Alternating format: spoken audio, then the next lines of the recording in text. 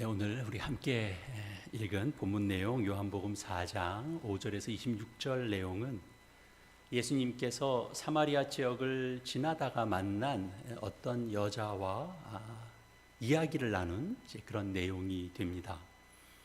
교회 생활을 어느 정도 하신 분이라면 아실 만한 내용입니다.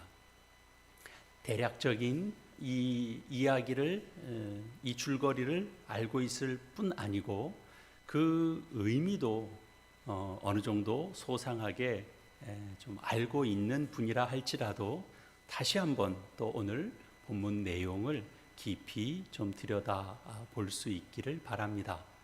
말씀의 세계라는 것은 늘 그렇습니다. 오늘 본문 속에서도 이전에 경험해 보지 못했던 그런 말씀의 세계가 우리 가운데 열릴 것이다, 그렇게 생각해 봅니다. 예수님은 사마리아 지역을 지금 지나는 중입니다. 남쪽 예루살렘에서 북쪽 갈릴리로 가려면 사마리아 지역을 거칠 수밖에 없습니다. 당시에도 좀 우리에게 익숙한 지역 감정이라는 것이 있어서 주변 사람들이 사마리아 사람들을 좀 낮춰봤습니다. 스스로 정통 유대인이라고 생각하는 사람들은 사마리아 사람들과는 말을 섞지 않을 정도였습니다. 거기에는 그럴 만한 역사적 배경이 있습니다. 이 사마리아 지역의 사람들이 이 격동의 세월을 거치면서 이 유대인으로서의 이 혈통을 순수하게 지켜내지 못했기 때문입니다. 그래서 예수님은 이 사마리아 지역의 수가라는 동네에 도달했습니다. 시간은 우리로 치면 낮 12시 점심시간이라서 제자들은 먹을거리를 구하러 이제 마을로 들어갔고 예수님은 이제 우물가로 가셨습니다. 마침 한 여자가 물을 기르러 왔습니다. 시대와 지역에 따라서 그 풍습이 다를 수 있고 또 물이야 필요하면 아무 때나 기르러 나올 수 있는 것 아니겠냐, 이렇게 말할 수 있겠습니다만 그 시간은 이 광야에 정말 뜨거운 햇살이 비치는 그런 대낮이라서 실은 물을 기르러 나올 때는 아닙니다. 대개는 이른 아침과 또 저녁에 우물에 나오기 마련이죠. 이 시간에 물을 기르러 나온 이 여자는 동네 사람들의 눈을 피해야만 하는 그런 남모를 속사정이 있을 것이다, 이렇게 예상이 되죠. 예감할 수 있습니다. 예수님은 직접 물을 달라고 그 여자에게 말을 걸었습니다. 행로에 지친 예수님께서 실제로 목이 마르셨을 수 있죠. 그러나 단순히 목이 말라서 물을 달라고 한 것은 아닙니다. 물을 달라고 하신 예수님의 말씀에 이 사마리아 여자가 좀 냉담하기도 하고 좀 다소 거칠어 보이는 듯한 그런 응대를 하죠. 9절 말씀입니다. 사마리아 여자가 이르되 당신은 유대인으로서 어찌하여 사마리아 여자인 나에게 물을 달라 하나이까?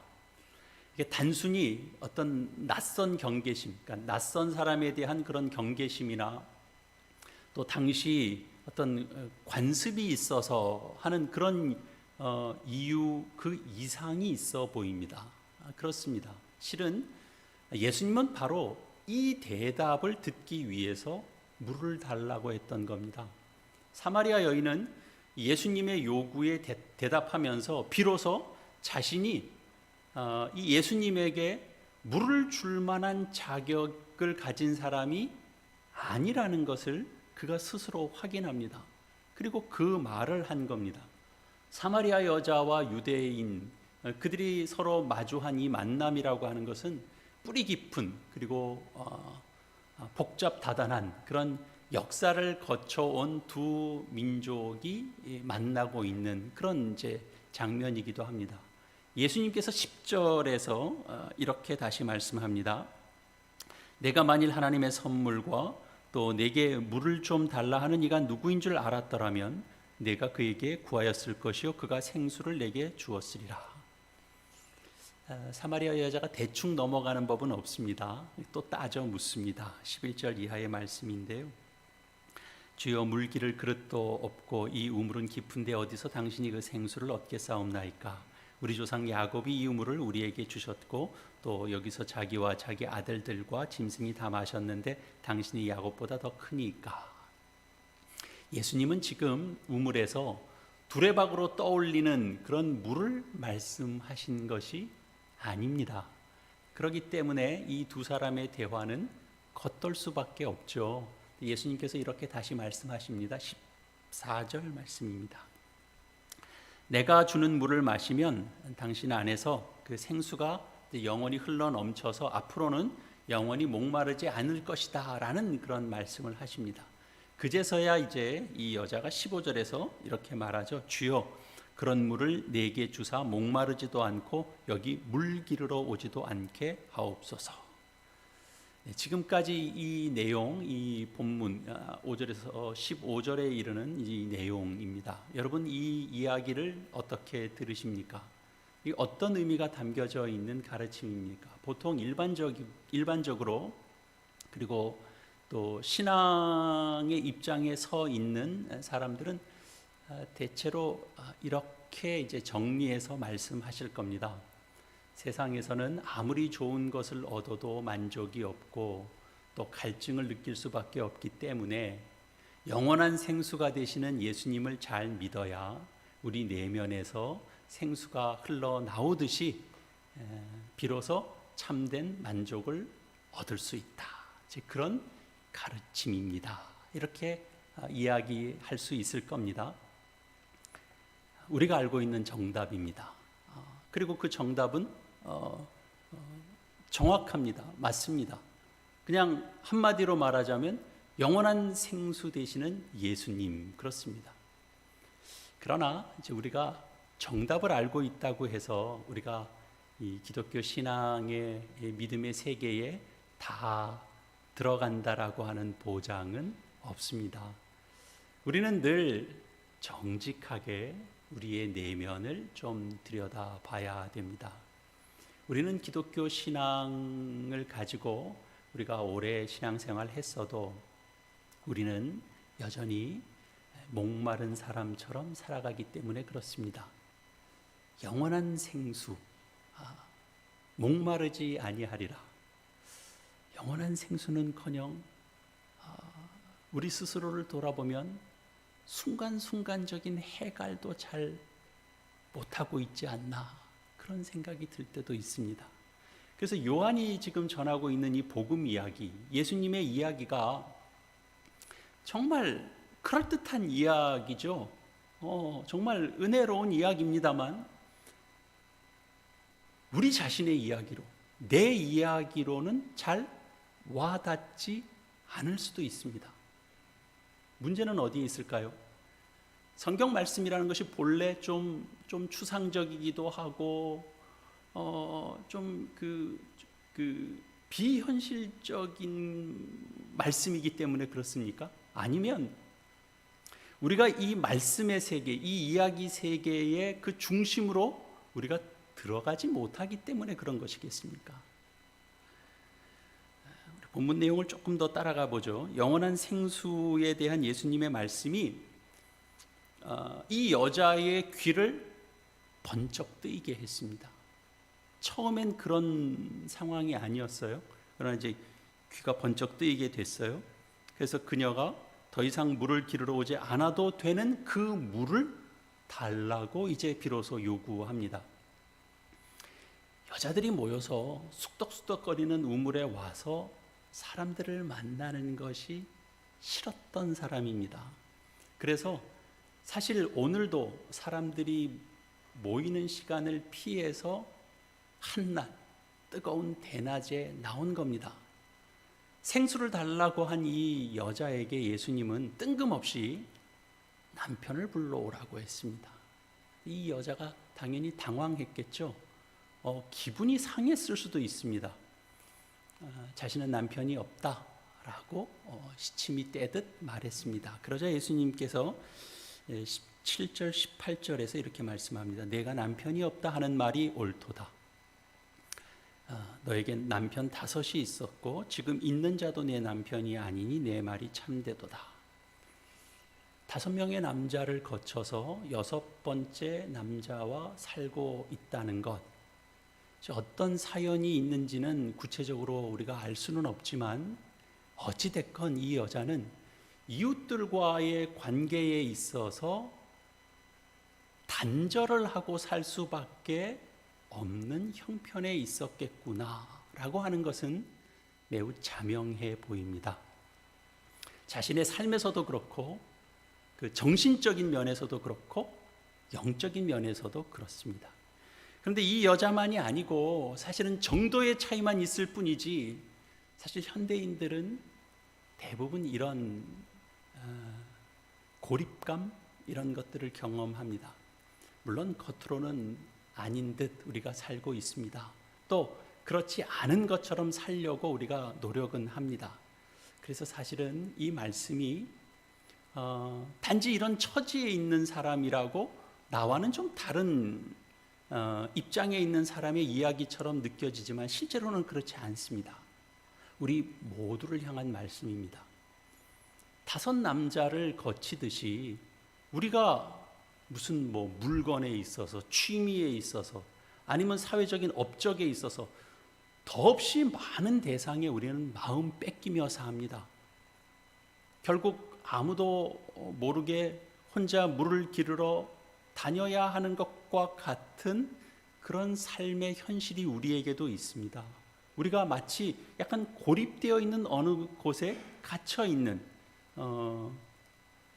그 애니메이션 겨울왕국 그런 영화가 있었죠. 애니메이션 영화가 그 네덜란드의 한 동화를 영화로 만든 것인데요. 거기에 보면 그 공주로 태어난 2 자매가 있습니다. 언니는 손으로 대는 것마다 모두 얼음으로 변하는 그런 마술에 걸렸죠. 그래서 결국은 그 비밀을 지키려고 애를 썼지만 이제 발각이 되니까 결국은 자기 왕국에서 도망가서 산속에 들어가서 이제 얼음으로 된 궁에 삽니다. 그 사이에 이제 그녀의 왕국도 다 이제 겨울이 되고 말았죠. 주변 사람들이 그 마술에 걸린 그녀를 어떻게 힘으로 또 제거해 보려고 하면 할수록 그녀는 더 깊은 얼음의 세계로 더 깊이 도망갑니다. 이 영화 속에, 이 애니메이션 영화 속에 있는 공주와 사실은 오늘 본문 속에서 만나는 사마리아 여자는 비슷한 처지인 겁니다. 똑같이 고립됨을 느끼는 인간의 현실, 인간의 실존을 그대로 드러내 보여줍니다. 인간의 현실이 그렇다라고 하는 것을 우리가 어떻게 알까요? 성경을 통해서만 사실은 우리의 인간의 실제 모습이 어떤지는 성경을 통해서만 우리는 압니다. 예수님께서 그 여자에게 말을 거는 이유는 바로 그 자신, 인간의 존재를 확인하도록 하는 과정입니다. 우리가 예수님을 찾은 것이 아닙니다. 예수님께서 우리 가운데 찾아오셨습니다. 예수님께서 찾아오셔서 우리를 만나면, 예수님께서 인간을 만나면 그 인간은 자신의 실상을 보게 됩니다. 예수님께서 우리를 만나주시면 우리는 우리의 실상을 보게 됩니다. 여러분, 교회는 어떤 것인가요? 교회는 아무 문제가 없고 평안하기 그지없는 환경이 아닙니다.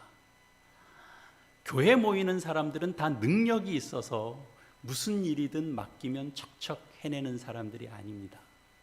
부끄러운 일도 있고 또 자랑할 만한 것도 있지만 그런 것들이 다 함께 공존하고 있는 그런 모임입니다. 말이 많기도 하고, 근데 이 안에서 또 보이지 않는 경쟁도 있고 투정도 일어나고 그런 것이죠. 마음 안 드는 일들은 또 수없이 많이 일어납니다. 이만큼 내가 마음의 준비를 하고 또 어느 정도 사람 앞에 또 양보하며 살면 별 어려움 없을 것 같이 느껴지지만 내가 세우는 그런 기준조차도 여지없이 무너지고 마는 것, 그것이 세상이 아니고 교회입니다. 우리는 우리가 하는 일에 대해서 또 생색도 내기도 하고, 또 우리가 할 수 있을 만한 일인데도 불구하고 우리는 많이 뒤로 빼고 살기도 합니다. 이거 무슨 말입니까? 교회는 그럭저럭 실력 있고 완벽한 사람들이 모여서 멋지게 신앙이 있으니까, 믿음이 있으니까 그 믿음 가지고 세상과 다른 차원에서의 그런 하나님의 나라를 멋지게 일구어가는 곳이 아니다, 그런 말입니다. 기대도 있습니다. 물론 기대가 있죠. 희망이 있죠. 환상도 있습니다. 그런데 결국 어느 순간에 내가 마치 사마리아 여자와 같구나, 달리 말하면 내가 죄인이구나, 이런 것들을 확인하고 그리고 회개에 이르게 되는 곳이 바로 교회입니다. 왜냐하면 교회 말고는 어디에서도 회개를 얘기하지 않습니다. 회개라는 말이 공통된 주제로 다루어지는 곳은 이 세상의 교회밖에 없습니다. 회개할 것이 보여지고 그리고 느껴지고 그리고 실제로 회개가 일어나는 곳, 그것은 유일하게 교회뿐입니다. 하나님께서 왜 교회로 부르시고 왜 교회로 모이게 하실까요? 답은 바로 이겁니다. 이 이유 때문입니다. 그러려면 여러 문제에 부딪힐 수밖에 없습니다. 여러 문제에 부딪히게 하죠. 여기서 중요한 것 하나 더 알려드립니다. 그래서 여러 문제를 안 일으키거나 문제를 잘 헤쳐나가는 것이 중요한 것이 아닙니다. 그러면 뭐가 문제냐? 뭐가 중요한 것이냐? 바로 문제 앞에서 내가 누구인지를 아는 것이 중요합니다. 본문에서는 이제 이것이 어떤 식이 되냐 하면, 이 사마리아 여자가 예수님을 만남으로 해서 새로운 안목을 가지게 되는데, 그것이 무슨 세상을 향한 새로운 통찰이거나 그렇지 않고 새로운 안목을 가지게 되는데, 그것이 다 자신에 대한 이해를 새롭게 갖는 겁니다. 예수님의 뼈아픈 지적이 있었습니다. 본인이 얘기한 것이 아닙니다. 너에게 남편 5이 있었고 지금 있는 자도 내 남편이 아니다 라고 하는 이 뼈아픈 지적, 그 지적을 받고서야 비로소 자신이 어떤 존재인지를 알게 되고, 그래서 비로소 인간은 하나님이 누구신가 라는 것들을 비로소 알게 됩니다. 신자는 어떤 사람입니까? 바로 인간이 어떤 자인지를 아는 자입니다. 성경을 통해서, 하나님을 통해서, 하나님을 만난 것 때문에 인간이 어떤 존재인구라는 걸 알아가는 거죠. 얼마나 부족하고 또 얼마나 감출 것이 많은 존재인지, 그런 것들을 아는 겁니다. 인간에게는 아픔이 있고 참 자랑할 것 많은 것 같아도 사실 자랑할 것이 참 부족한 그런 존재이다라는 것을 알게 됩니다. 이 지적을 받고 이 깨우침을 얻게 되는 것이 바로 교회인 거죠. 예수님은 그렇게 우리에게 찾아오십니다. 여인에게 찾아온 것처럼 내게 물을 좀 달라, 이렇게 말을 건네오듯이 이렇게 찾아오면서 결국은 무엇이 목적입니까? 우리가 어떤 존재인지를 알게 하시는 겁니다. 바로 우리는 이런 부딪힘이 있어야 됩니다. 우리는 바로 말씀 앞에서 이런 부딪힘이 일어납니다. 하나님께서 우리를 깨우쳐 주시고 그리고 우리의 존재를 확인시켜 주시는 과정입니다. 우리의 삶에 이것이 있어야 됩니다. 말씀과 부딪히는 일들이 있어야 됩니다. 그런데 우리 잘 깨닫지 못하죠. 사마리아 여자 역시도 그렇게 바로 깨닫는 것 아닙니다. 남편 운운하는 예수님 말씀을 듣고 화제를 슬쩍 돌리죠. 머리가 상당히 좋은 여자인 것만은 분명합니다. 우리 사마리아 사람들은 사마리아에 있는 그리심산에서 예배하는데, 당신 유대인들은 예루살렘에서 예배한다고 하니 누가 옳은 겁니까? 이렇게 슬쩍 화제를 바꾸죠. 예수님은 뭐 그런 논란에 휘말리실 분이 아닙니다. 하나님은 영이시니 예배하는 자는 영과 진리로 예배드려야 한다, 이렇게 말씀하셨습니다. 그래도 또 여자가 말을 옆으로 또 돌리죠. 메시아가 오면 그때는 그것이 모든 것을 다 알게 되겠죠. 그렇게 말을 또 돌리니까 예수님께서 이제 26절에서 이렇게 대답하는 겁니다. 내가 말하는 내가 그다, 이렇게 말씀하십니다. 내가 바로 그다 라고 하는 이 예수님의 말씀, 내가 곧 메시아다 라고 하는 말씀이죠. 여러분, 이것이 기독교의 진리입니다.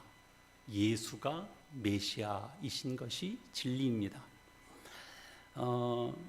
제가 앞에서 예수님을 믿어도 우리가 그 본문의 내용을 알아도 우리가 이 영적인 목마름이 완전히 해결되지 않는 이유가 무엇일까요? 라고 질문을 던졌었습니다. 이렇게 보면 우리는 하나의 답을 얻게 되죠. 우리가 예수님을 진정 메시아로 경험하지 못한다라는 사실에 있습니다. 예수님께서 메시아라고 하는 사실, 그 지식은 우리에게 있지만 그 사실 안으로 우리의 삶이 온전히 들어가지 못하는 거죠. 그러니까 이 사마리아 여자를 다시 한번 보십시오. 오늘 본문에 이 본문 이후에 이 사마리아 여자의 행동이 나오는데요. 오늘 함께 읽지는 않았습니다만 29절에 보면 이 여자는 물동이를 버려두고 동네에 들어가서 사람들에게 이렇게 말합니다. 내가 행한 모든 일을 내게 말한 사람을 와서 보라. 이는 그리스도가 아니냐 그럽니다. 여기서 제 눈에 제일 많이 들어오는 건 뭐냐 하면 와서 보라입니다. 성경의 다른 곳에서 종종 등장하는 대목입니다. 예수님을 만났던 사람들의 증언 속에서는 늘 비슷한 표현이 등장했었습니다. 빌립이 나다나엘에게 예수님을 전하면서 했던 말도 똑같은 말이었습니다. 와서 보라였습니다. 이게 무슨 뜻입니까? 자기 말로는 설명하기 어렵다는 겁니다. 자기 말로는 설명 불가하니 와서 직접 보라, 이거죠. 여러분, 정말 진리, 정말 궁극적인 것을 경험한 사람들에게 나타나는 태도입니다. 이 정말 생명이 간단한 것이 아니고 정말 깊은 차원에서 생명이고 정말 깊은 차원에서 거룩한 것이면 그것은 설명하기가 참 어렵습니다. 하나님은 참 설명하기가 어렵습니다. 사마리아 여자는 예수님을 그리스도, 메시아로 그가 경험했습니다. 그러자 그 여자에게 있어서 물동이는 별로 중요하지 않게 됐습니다. 동네 사람들을 만났습니다. 동네 사람들을 만나서 와서 보라 그러는 겁니다. 그 동네 사람들 본래 그가 그렇게 대하는 사람이 아니었습니다. 이전에는 그렇게 피하고 싶었던 사람이 바로 동네 사람입니다. 그런데 그 동네 사람들한테 가는 거죠. 앞으로 이 뒤에 이 사마리아 여자가 어떻게 그 동네에서 살아갔는지에 대해서는 성경이 알려주지 않기 때문에 우리가 정확하게는 알 수 없습니다만 미루어 짐작해 볼 수 있습니다. 다른 사람들처럼 때 맞춰 물을 길러 나갔을 겁니다. 그리고 더 나아가서는 아마 초기 기독교 공동체를 이루는 한 중요한 인물이 되었을 수도 있습니다. 그렇지 않습니까? 그러고 보면 참 놀랍죠. 그리고 이런 것이 다 은혜의 역사고 부럽습니다. 이런 이야기가 매우 특별한 경우를 말하는 거지 우리처럼 그저 그냥 밋밋한 신앙생활을 하는 사람들에게는 좀 먼 이야기, 거리가 먼 이야기라고 생각하는 분들도 있을 수 있을 겁니다.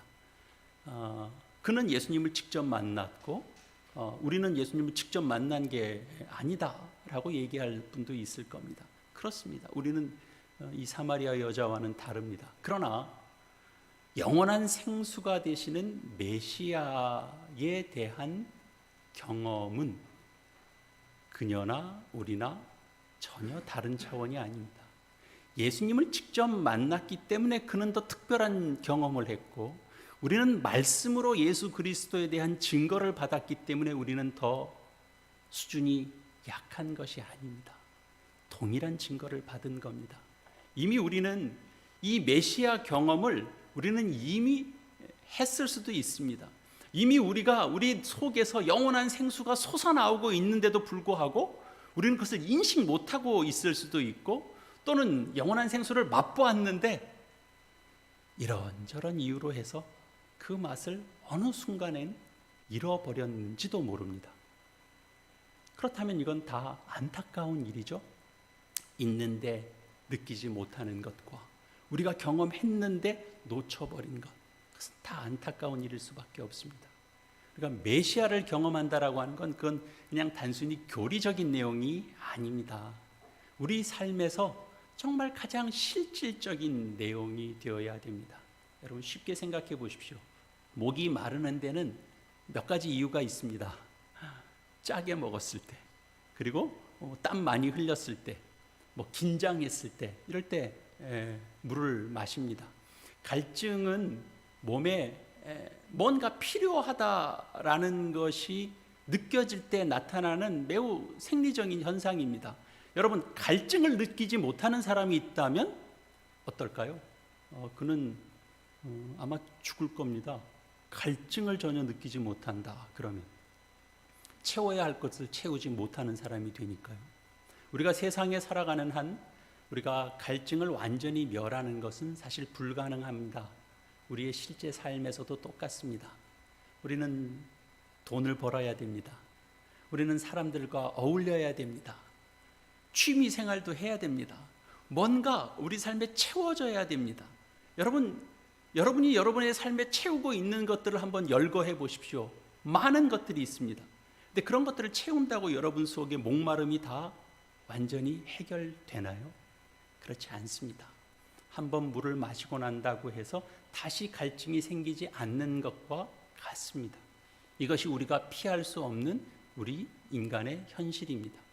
이런 것들로 인해서 더 이상 갈증을 느끼지 않을 수 있는 유일한 길은 우리가 영원한 생명의 근원 되시는 하나님을 향한, 예수 그리스도를 향한 그런 목마름에 푹 빠지는 겁니다. 여러분 시편을 읽어보면 시편에 있는 모든 내용들은 사실은 다 하나님을 향한 갈망입니다. 하나님을 향한 목마름입니다. 그것이 다 시편 내용입니다. 예컨대 우리가 잘 아는 내용이죠. 시편 42편 1절에 있는 말씀. 하나님이여 사슴이 시냇물을 찾기에 갈급함같이 내 영혼이 주를 찾기에 갈급하나이다. 사도 바울이 고린도전서 16장 이하의 말씀에서 그 마지막 인사를 쓸 때 마라나타라고 말하고 있죠. 목마름입니다. 주여 오시옵소서입니다. 여러분 어떤 교우는 이런 이야기를 합니다. 나는 정말 하나님이 너무 궁금하다. 하나님이 정말 너무 궁금해서 정말 미칠 지경이다. 이건 뭡니까? 하나님을 향한 목마름에 빠진 겁니다. 그렇지 않습니까? 이런 것이 하나님을 경험하는 겁니다. 이것이 메시아에 대한 경험입니다. 이럴 때 정말 진정한 구원자를 경험하게 될 때 우리에게 있는 여러 가지 다른 문제들은 대수롭지 않게 됩니다. 다른 것들은 이래도 좋고 저래도 좋은 것에 불과하기 때문에 그렇습니다. 이런 것이 굉장히 중요하게 여겨졌지만 어느 순간은 저 김밥 천국의 김밥이나 김간의 김밥이나 난 별 상관없다 이렇게 되는 것과 같지요. 하나님 나라를 향한 목마름이 있는 사람은 다른 것으로 인해서 더 이상 목마르지 않게 됩니다. 여러분 오해는 하지 마십시오. 하나님을 온전히 믿으면 무슨 산신령이 된 것처럼 모든 것을 다 초월해서 산다 그런 뜻은 아닙니다. 하나님에 대한 생각이 우리의 영혼을 이렇게 참 다 덮쳐도 우리가 세상을 살면서 속상한 일은 겪는 거거든요. 우리는 감정의 영향을 받기 때문에 속상한 일을 겪으면 속상합니다. 시행착오도 당연히 겪습니다. 우리가 후회도 합니다. 경우에 따라서는 우리가 티격태격 싸우기도 합니다. 그런데 예수님도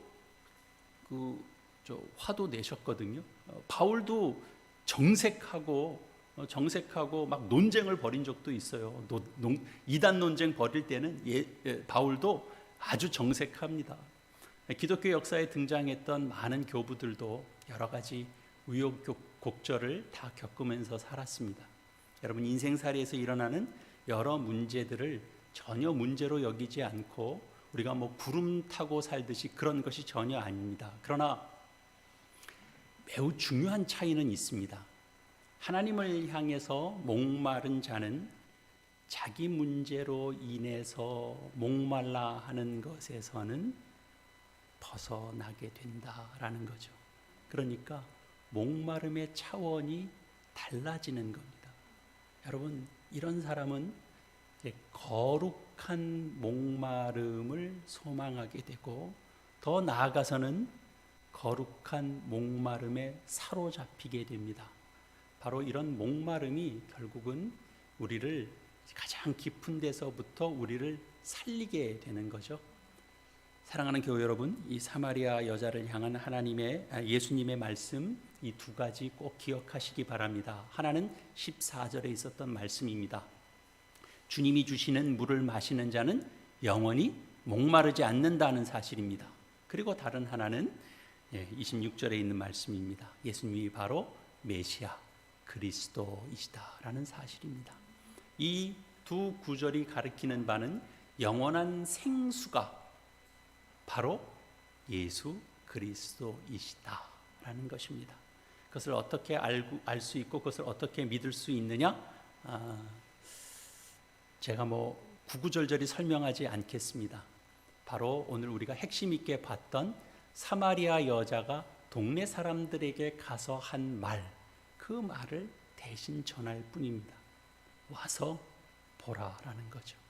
와서 보라. 교회 생활을 하셔야 됩니다. 여러분, 우리에게 숙제거리를 주시는 그 하나님은 우리를 찾아오시는 하나님이십니다.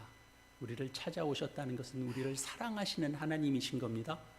우리에게 부딪혀오는 그런 깨우침들이 결국은 우리를 더 신자답게 합니다. 우리를 부딪혀와서 우리를 깨뜨리시고 우리를 깨우치시는 그런 것들이 결국은 우리를 더 거룩한 목마름에 사로잡히게 할 것입니다. 여러분, 이 하나님을 믿고 의지해서 함께 교회의 복이 있습니다. 교회의 생명이 있습니다. 여러분이 함께 이 부딪히는 이 은혜들을 누리면서 살아가시는 저 여러분 다 되시기를 바랍니다. 기도하시겠습니다.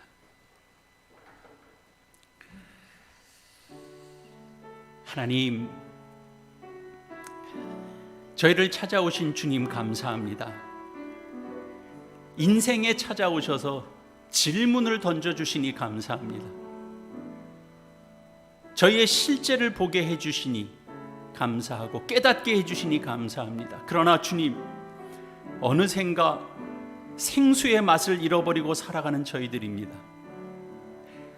생수가 흘러 넘침에도 깨닫지 못하고 살아가는 저희들입니다. 교회를 통하여 우리 자신을 보게 해주시고 예배를 통하여 말씀 앞에 부딪히게 해주셔서 새롭게 깨닫고 새로운 안목을 가지고 다시 살아나는 은혜 허락하여 주시옵소서. 세상 목마름에서 벗어나게 해주시고 새로운 목마름에 사로잡히게 해주셔서 주로 인하여 세상의 모든 것들이 한없이 작게 보여지고 말로 다 표현하기 힘든 그 은혜를 와서 보라고 전하는 주님의 살아있는 증인들이 되게 하여 주시옵소서. 주님, 저희에게 주신 이 시간, 이 세월 흘려보내지 않고 부르심 앞에 마땅한 훈련과 마땅한 성장이 있게 하여 주시옵소서. 예수님의 이름으로 기도합니다. 아멘.